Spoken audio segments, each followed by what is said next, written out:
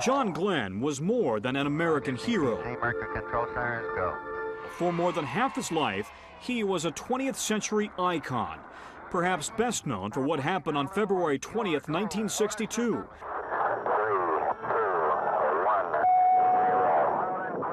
The first American to orbit the Earth and put America back in the space race with the Soviet Union.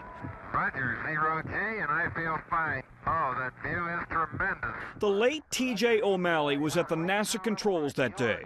Water systems, go. Range operations, go. All pre-start panel lights are correct. The ready light is on. Until he died, he kept the button he pushed to send Glenn into orbit.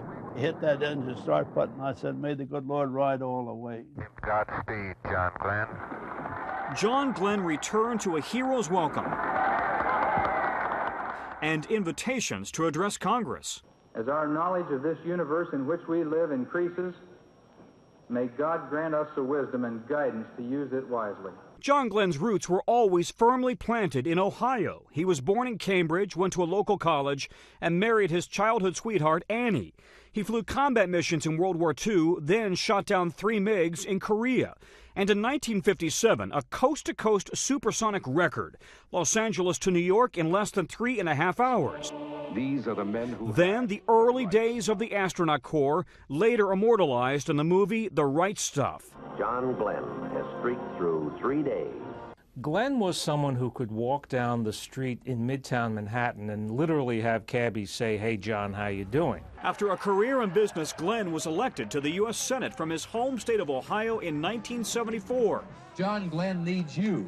And made an unsuccessful run for the presidency in 1984. Then in 1998, NASA came calling again. At the age of 77, John Glenn got his wish to return to space aboard the shuttle Discovery.